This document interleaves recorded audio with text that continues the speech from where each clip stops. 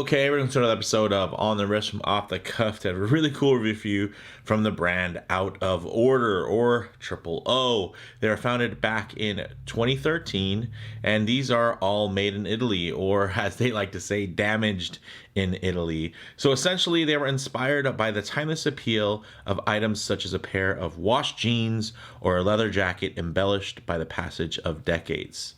OOO wondered why watches could not share the same philosophy. And essentially, they wanted to create and manufacture a finishing process that would give each design the look of a well-worn and well-loved vintage timepiece. So essentially, with that little history built into each timepiece, each owner can comfortably add their own story by skipping the babying phase and just jump right into regular wear. Now, in terms of the type of watch, this actually crosses two genres: the dive watch and the traveler's watch. So essentially, when you have that mix, you're going to have some characteristics and design language from both. So you're going to have water resistance, some type of screw down crown, something that's tough, legible. Dive time bezel is always nice. Then on a traveler's watch, of course, a GMT or world time function, so you're able to track multiple time zones with relative ease. This is out of their shaker collection, and this is actually the Irish Coffee Automatic GMT. So yeah, this one is really, really interesting, and I've seen this brand pop in and out of my feed for so many years now. It was nice to finally kind of have a model that really resonated with me. So when Out of Order reached out, I was really happy to take a look at this particular release and really share it with you guys. So with all that said, let's go ahead, zoom the camera out, get this piece in hand, and take a closer look. All right, speaking of well-worn, this is actually the waxed canvas whisk kit for Watch Idiot Savant from RSM straps. So that is why this is the background. I just thought that, of course, the multi-tonal palette here really fit the bill for creating a nice backdrop for this really special watch. So one thing I will say is this dial is so captivating that you might actually miss out on a couple of other key details. So before we jump into the dial, what I really want to do is take a look at this case finishing. Check that out. Look at that. So definitely some heat treatment going on. It looks like some different acid washes went through. And then even on the case back itself, it does have like a kind of black chrome finish to it, which I think is really cool. Give it a quick wipe right here off camera for you guys. So as you can see, of course, this does tie in directly to the theme here. Very cool Irish coffee. And just check it out. It has like in certain angles, it's kind of gunmetal-y. In others, it does take on some blue tones. And you can see here by the hardware, which of course matches, is all milled as well and all aged out. It does have that heat treatment done to it as well. And of course, just a good amount of just kind of wear and tear. Check that out. On the underside, a little bit more on the bronze spectrum in terms of the colorway. Actually, I think there's still might be a little piece of, okay. I thought there might be a little bit of plastic wrap from still on here. So very cool and very different. And you're probably wondering what is the Shaker series? Well, let me get that for you really quick and give it a quick little wipe off camera as well. But essentially, check this out, guys. It's a Shaker. This is what this watch comes in, which I think is very cool. So the watch comes in here. There's a little foam thing, and if you guys have ever, had to make drinks before, the cool thing is all of these inserts do come out, so that you can actually use this. And then of course there's another insert down here which we can pull out, and there you go.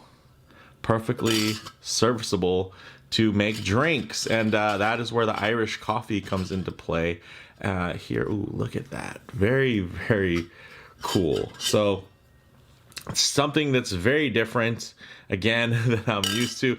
I've definitely have checked out watches that had a tie to drinks, right? Whether they be informal, like a Pepsi colorway or something like that, or something a little bit more formal and purposeful, like a Seiko cocktail time. So it's cool to see something kind of within that vein of just. Oh, sorry, I just turned around, put some stuff off camera there. It's really cool to see something that takes another kind of really interesting theme kind of track, right? It's doing something very different. And of course, again, it's very easy to say, okay, well, let's give it a quick little dust off there. To say we're going to find something that looks cool and then say, okay, well, it's a root beer or, this is the kind of basic stuff, right? A Sprite colorway. It's nice that they really went deep into kind of each different style here. So basically each person, they have their own unique mixture, a precise proportion and balance of characteristics that deliver their signature personality. So they were essentially inspired by mixologists and 6 different cocktails to create a fun theme that didn't take itself too seriously. And then, of course, and then it even comes to the packaging where you get that custom branded and finished out of order shaker set, which I think is really cool. And all of that, the watch with all the extra, finishing and wear and everything on there, plus this really cool shaker that is, again, functional, which is really cool. All of that you can actually get for $535 direct, and it's available now. In terms of the dimensions, 40 millimeters in diameter, 13 millimeters thick, 48 millimeters lug to lug. This is all 316L stainless steel, featuring out of order's patented aging process. So they do have their own kind of forced patina on here, but in a very unique way. And I think it's cool. And of course, again, it kind of ties back here in terms of some of the heat treat that they do, which is very interesting and something you don't really see on wristwatches. Now, the crystal itself, they list it as sapphire coated. But I don't know if that is a translation issue. Maybe they mean it's coated with an anti-reflective coating. Or it could be something like the Invicta Flame Fusion, where essentially there's a coating of sapphire on top of a layer of essentially mineral crystal. So I don't know for sure. I will say it, again, question mark next to that sapphire coated, because it could also mean that it is anti-reflective coated, which it is. Now getting into, and then, again, back to some of because this is manufactured in Italy, and, there's the translations to the US. One thing also is the bezel. This is actually 48 click bidirectional. They don't list it as that though. And this is actually a really nice action. Very smooth, but still a nice tactile click. You probably won't be able to hear it too well on camera, but it works really good. I was actually really pleasantly surprised, and the cool thing is you can flip it and get a little bit of contrast there versus the dial. So this 48 click bezel is actually really nice. Rotating, it does have a domed sapphire insert, which is fully lumed and two-tone, and then of course the two tones are for day and night hours. For those of you that might be new to a GMT watch, so essentially the lighter color would be morning time, or morning into the evening, basically. And then here you're gonna have the daytime hours, so basically 6 a.m. going to 6 p.m. and then after that would be the night. So that's normally how that goes, but you can see here a little bit different in terms of which one is going to be light and which one's going to be dark. And I think it works. It looks really cool. I like that it kind of matches the gradient in terms of the darker and then the upper, right? When you think about the foam on a drink, right? It's typically going to be on top. And then of course the foam on the dial, very, very cool in terms of just the little micro bubbles. And those actually aren't printed. Those are actual indentations and texturing. So that's really, really cool. Now, the crown is screw down and signed. You can see with the out of order initials there. And then on the case back, although you can't see it, this is actually powered by the Seiko Instruments NH34A, which is a collar style GMT that has 41 hours of power reserve, beats at 3 hertz or 21,600 vibrations per hour in terms of its beat rate. And this thing is pretty sweet, and it's even loomed, and it has like a good amount of loom, like diver level loom, which is really, really nice. Now, getting into what I think is just the main event here is this dial is fantastic. The textured two-tone kind of fade dial with applied indices. You have the brushed IP gunmetal tone hands with painted GMT hand there for a nice amount of contrast. And this actually does use Superluminova C3. It also has 30 atmospheres or 300 meters of water resistance, which is great. And then it also even has a 20 millimeter lug width, which is very helpful. And this strap is really interesting. Check this out, guys. Ultra soft vegetable tanned cowhide triple layer sandwich strap. You can see the center layer, and again, it goes back to that theme with the coloring, and I think that's just really cool. So top and bottom layers in dark brown, inner layer in white, and it does have a 2 millimeter taper down to 18 millimeters down at the aged signed tang buckle, which I think is really nice. And this strap is actually quite comfortable, but I also have another strap that I think goes really cool with this. And this is a pretty expensive, pretty high-end strap from Artem. This is their loofless sailcloth strap with the Omega style deployant. And, oh, excuse me. And I do have that in their new beige colorway, and I think it's going to look fantastic here and really just kind of take it from this really nice, kind of dark palette here, which I think is fantastic, but also prove that you can brighten it up and make it a little bit funner and I think a little bit more versatile. So with all that said, let's actually get this piece on the wrist and see how it wears. Okay, guys, as you can see on my 7.5-inch wrist, this wears really fantastic. Check that out. Very classic. Not anything too groundbreaking when it comes to this big crown silhouette, but I will say again, it's the finish, it's the theme, everything kind of coming together holistically for the total package that I really enjoy. Look at the way this shifts in the light with a lot of those different tones, and then even the reflections coming off of the domed crystal, whether it be the bezel insert crystal or the main crystal there. So very cool, and you can see those pops of kind of purples and bronzes and blues coming off of that case. And what I like to do is keep my wrist nice and low, just so there's just a little bit less distortion there when it comes to the perception, but you can see there nicely centered on my 7.5-inch wrist, and my wrist is on the larger side, but it is quite round, so you can see there it's not like I have this big flat wide wrist, and I think it fits really nicely. I do like that really nice stitch there. It really ties everything together. But what I do want to show you guys is another strap option that I think looks really, really great. All right, guys, check that out. Very nice.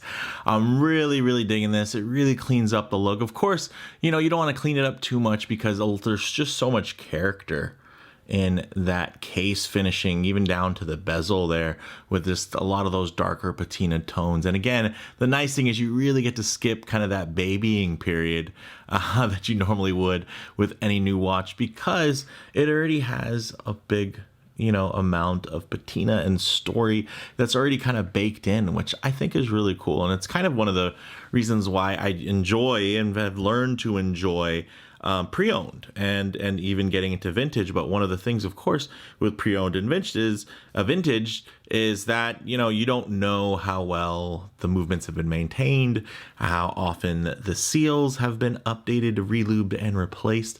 So when it comes to something like this, you have essentially that really great old look with just all brand new and unused parts inside. So when it comes to that 300 meters of water resistance, I'm going to be very much confident within those capabilities, as well as the fact that this is a new movement that's only been running in this watch. And you know, that's just a nice feeling, and you don't have to worry about if somebody did something, or you know, are the pieces all authentic, is it a Frankenstein, anything like that. It's kind of just baked in, and man, I really do like this. Look at the shades there on that dial, just gorgeous, guys. So we'll go ahead and reopen this back up so you guys can just get a look at this.